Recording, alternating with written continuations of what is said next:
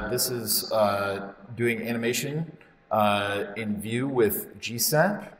My name is JD Hillen. I am a software engineer at Garmin in Kansas City, Olathe, Kansas, of all places, actually, where we primarily work in Vue and Vuex.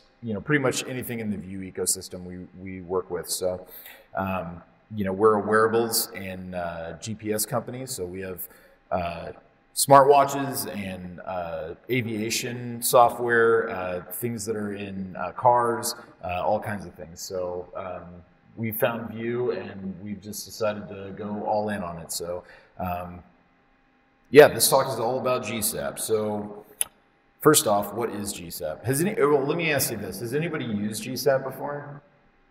One, two, couple? Okay. So GSAP stands for the Green Sock Animation Platform.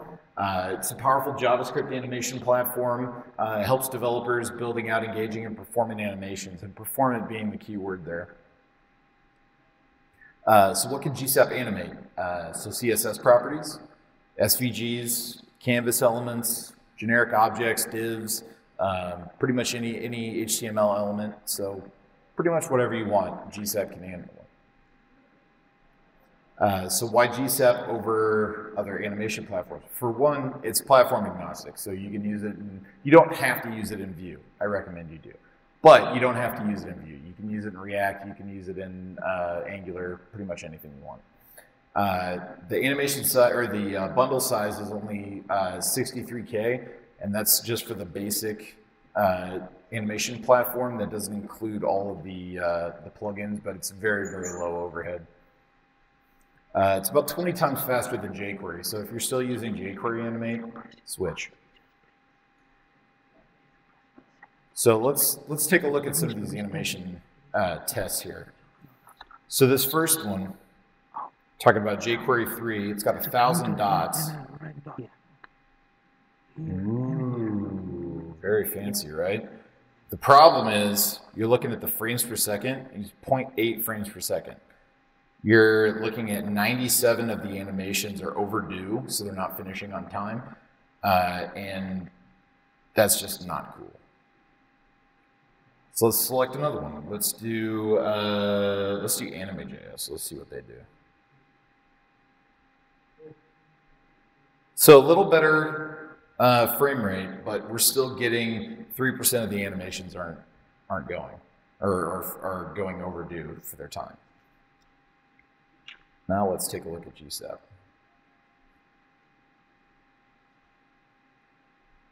So we're at 71 frames per second, and everything's finishing on time.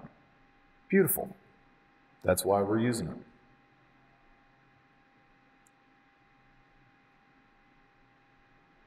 You can start going blind looking at that all day.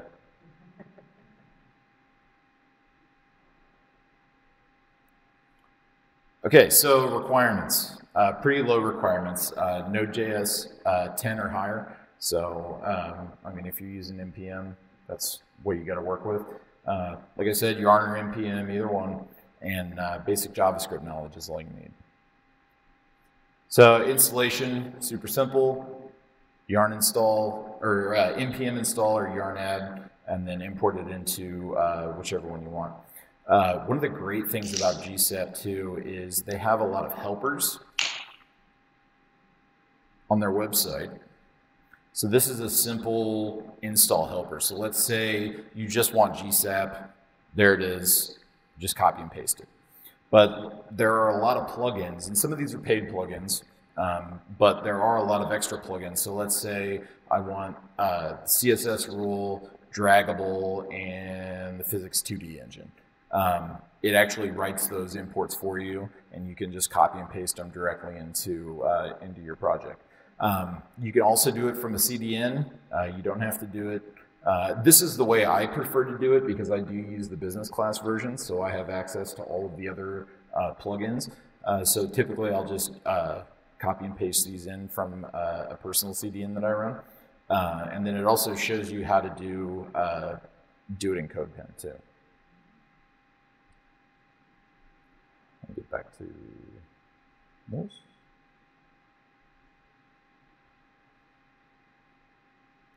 So, basic GSAP methods. This is kind of the structure of how these animation methods work. Starts off with GSAP, dot, and then whatever method you want it to use. So there's several different animation methods, and we'll go over those here in a minute. The selector, which is the object that you're actually trying to animate, so the div or the H1 or whatever you're trying to animate. The next parameter is an object of parameters, and you can access CSS classes and CSS objects directly in the object parameters.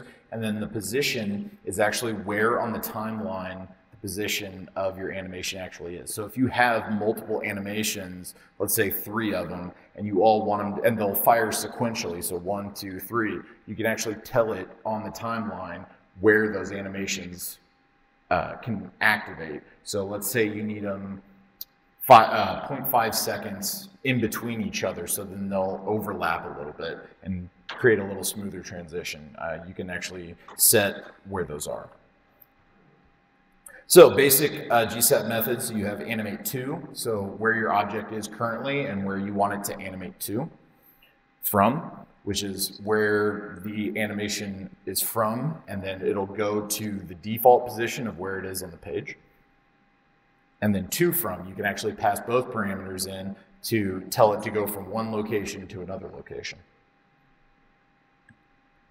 Let's talk about easing. So another really cool visualizer that they have on their website, I'll bring this up. Each animation can have different easing. Now there's several different ones. If you have no easing, it'll just go from right to left on here, no like drag or anything. But if you change it, you can see that arc kind of change a little bit, so your animation's gonna like slowly smooth into place. I typically use power 2 just because I like how easily it flows into place. But you also have things like back, where it'll actually go bigger or past the spot, and then it'll kind of ease back in. Elastic, so if you want something to kind of bounce a little bit, it gives you that. Then there is bounce, which actually hits the end point and doesn't go back. But one of the other cool things is you can have a custom ease, and you can actually use the tool to change the position of where you want these points to be. And I'm not doing a very good job of it. So let's say you've got this crazy animation that you wanted to do that. Oh, I clicked on something wrong.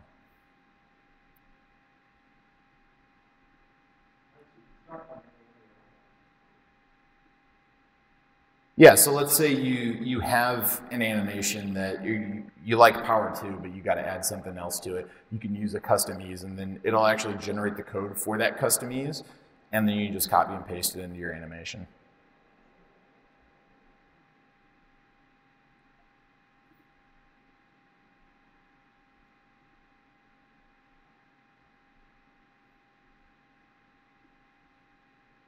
Okay. So one of the other things that GSAP has is timelines. So you can actually queue up a bunch of animations and have them all play sequentially. So the first box at the top is 3 separate animations that all have a delay on it. So you can see the very first one at the top, there's no delay, so it'll fire immediately. The second animation has a delay of 1 second, so it'll play after 1 second, and then the third one has a delay of 2 seconds, so it'll play after that. And you can see each of the durations of those animations is 1 second, so technically it'll fire one after the other after the other. But then what we can do, we can make those animations a little cleaner by adding them to a timeline. And by adding them to a timeline, we gain even more control over the animation itself. So we create a variable, set a timeline. So in this example, we have it to repeat twice, and then a repeat delay of 1 second. So it'll actually play the animation twice, and with a 1 second delay in each time. And then we can add animations to that object. So each of these has a duration of 1 second, and this right here. This is the position that I was talking about. So it's actually negative 0.5 seconds into the previous animation that you've added to the timeline. So instead of adding them one after the other, it'll go about, when one is about 75% done, the next one will go. When that one's about 75% done, the next one will go. So it's always whatever animation is queued up, that number is from the time of the previous animation, not the next one.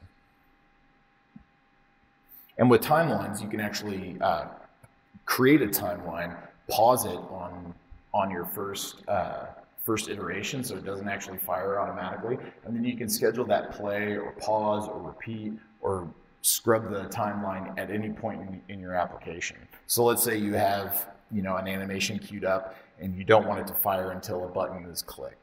So then you click that button, that animation goes, you can tell that animation to play, and it'll go from there. One of the great things about GSAP is also their utils. They have about 17 util files, and these are just a couple examples that I use on a regular basis. And some of these actually replace Lodash on me, so I don't actually have to use it. So if I want a random number between negative 100 and 100, I can just use that util and it'll give me that number. Same thing with shuffling an array. We tend to work with a lot of objects, so you can actually shuffle those array to create some kind of randomization. And then map range, we do a lot of map graphics that are you map a number across a different set of numbers. So you have your width of an object is 300, let's say, and you need to map 10 points along that 300 pixels. So you would add the min and max range, and then what number you want it to be positioned at, and it'll map over those. All right, so enough slides. Let's jump into some code here. Can everybody see this? Okay. All right. I tend to have my VS Code set at like the minimalist size, so sometimes people can't see it.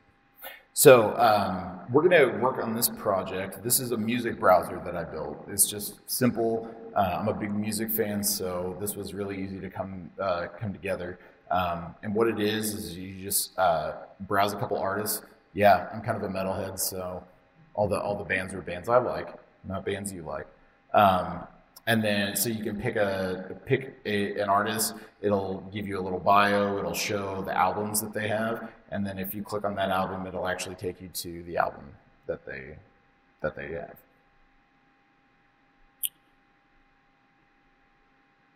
So now that we're in view, one of the things that I personally like to do is add two methods: an animate in and an animate out. And so that way I can trigger those methods at any point in time. So I already have an animate in. Actually, I'm going to delete this real quick. So in this component, or this page actually, I just have a grid of thumbnails. So you can see the artists over there, that's all that is. And then on that grid, I have this animate in method. And this animate in method is, let's just break it down. So it's an animate from, so whatever the base animation, or wherever the object is at the start of the animation, that's where we're going to end up. So we're actually giving the parameters of where we want it to start from.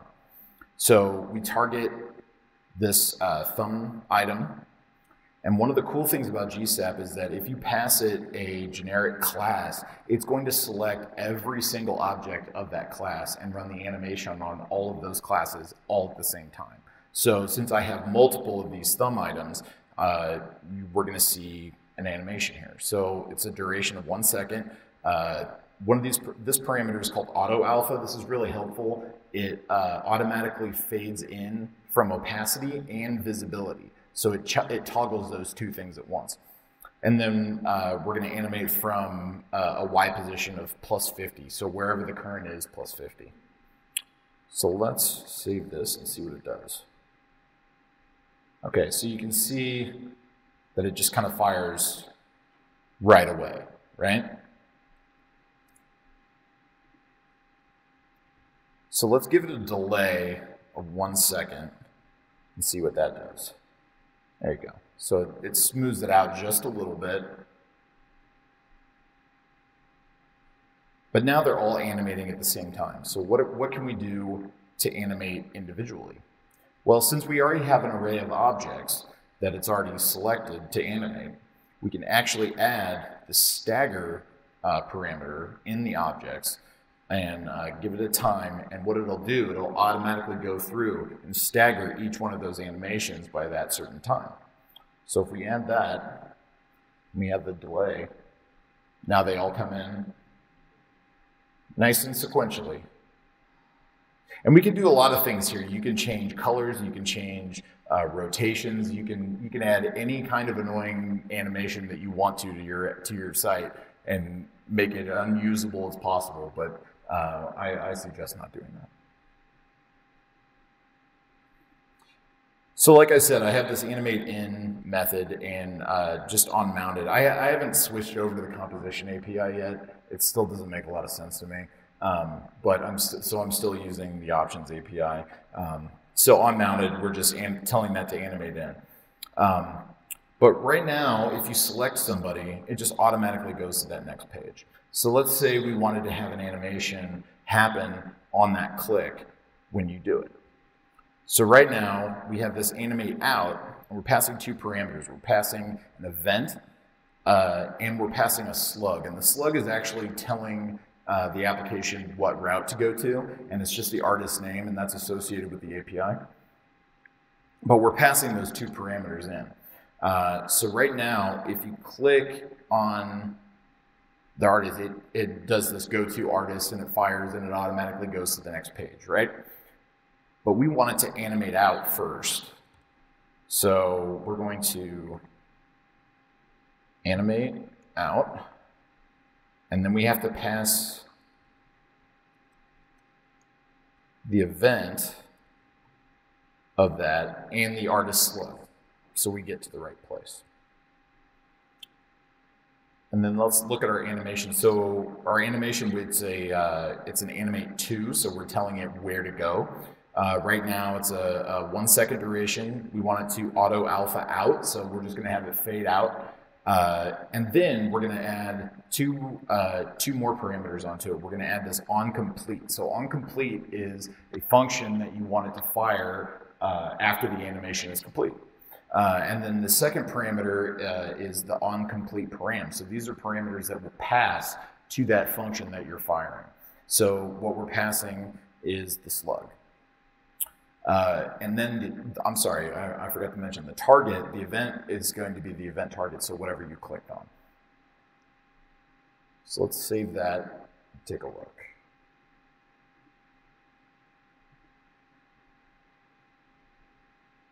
Let's click on the sugar. Let's see what they do. Oop, something didn't work. Did I spell something wrong? Yep, I spelled it wrong. And an animate. It's not a word. So you click on it, it fades out, it goes to the next page. So you can actually see where this would come in really handy where you're trying to do page transitions or you're trying to do sequential animations of page items loading. You can either create a timeline and have each one of those in there and actually run that animation before you change page routes. So let's just go back here real quick. So that's kind of the basics of how I get the animation set up for an application. So next, let's look at the albums page. So I've got this albums page here, and these are all the albums that are in this in this API that I built. But one of the cool things that you can do is you can actually register custom effects for GSAP. So let's say you want an event or an animation to fire on a certain event. So we've got this GSAP register effect. We're going to give it a name of fade. The default is just a duration of 2 seconds. And then the effect is the target and the config.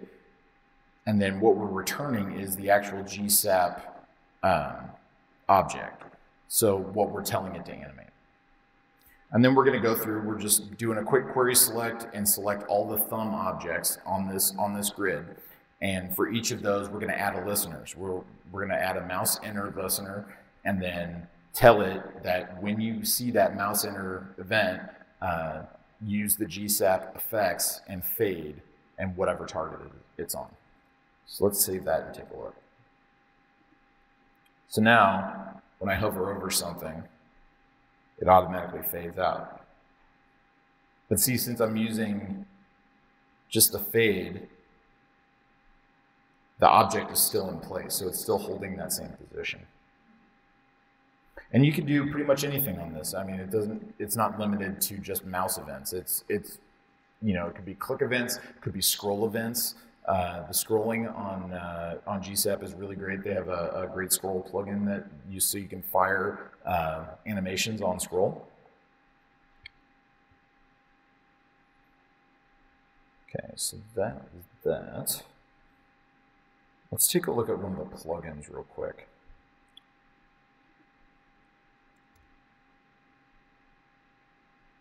So I don't know if I mentioned this, but I'm an old school Flash developer. I used to use GSAP, and it's been around, yeah, a couple people, nobody, all right.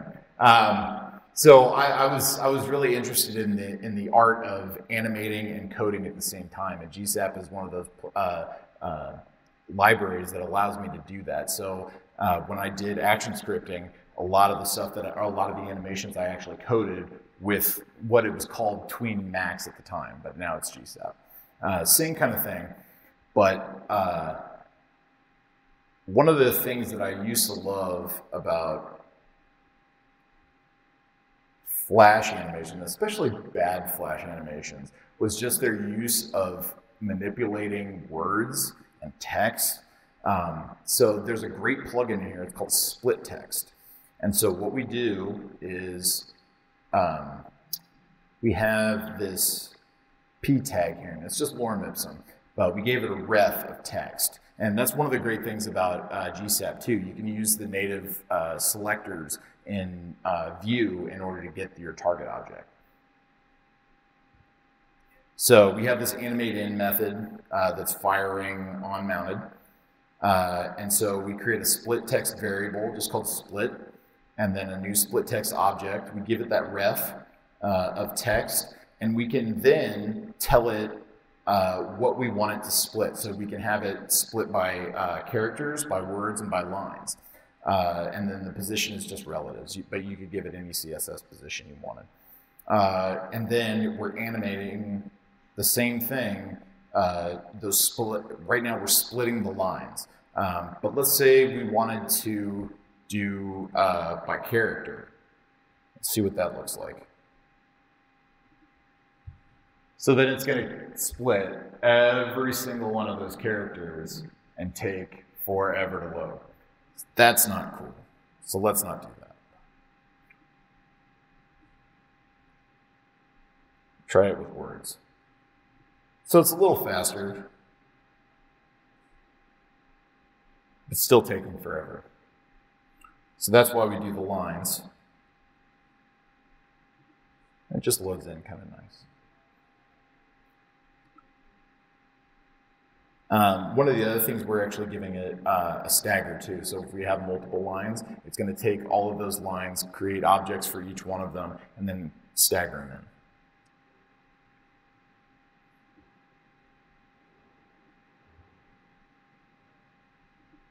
So real quick, the website is greensock.com. If you guys want to take a look at the docs are really, really informative. They can definitely get you started really easily. But one of my favorite things to do is go to their showcase site. Their showcase site has a ton of different websites, all using GSAP to create amazing animations. Now, I am not an animator. I can make things move. I can, bring some text in and fade some stuff out. But there are some real amazing animators out there on the web. This website was really cool. So one of the great things about animations with JavaScript is that it kind of replaces the need for like full screen video, which is very intensive on the browser. It's not automatically turned on mobile devices. So if you have a website that has a full screen video as your first thing that you see, it's not going to play automatically. So this website, you can see all these things are all animating on scroll. I forgot to mention one of the things that you can animate. You can animate 3JS objects with GSAP too. So if you have 3D objects, you can actually animate those with GSAP as well.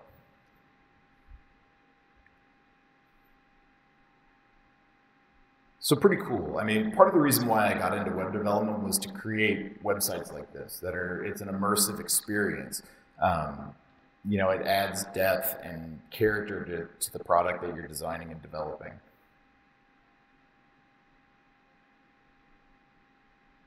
So pretty cool.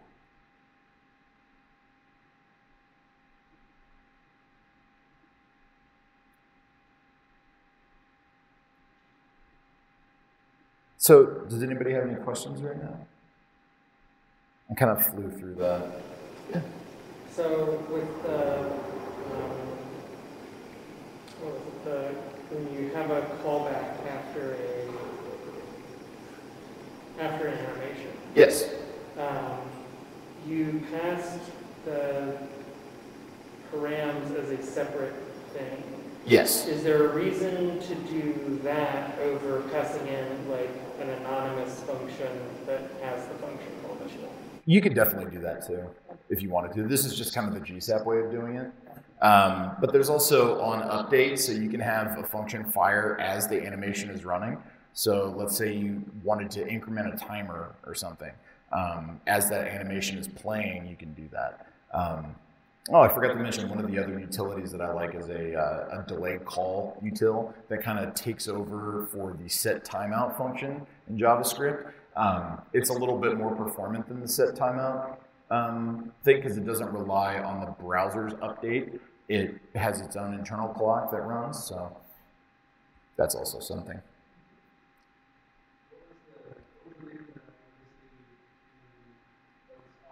Yeah, auto alpha. Yeah. And it's something I've been using for a long, long time. That auto alpha is, let's see if I can.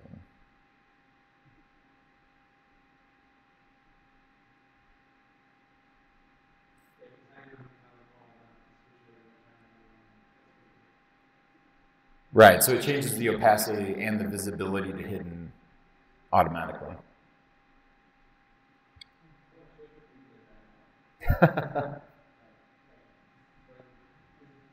There any other questions? No? All right.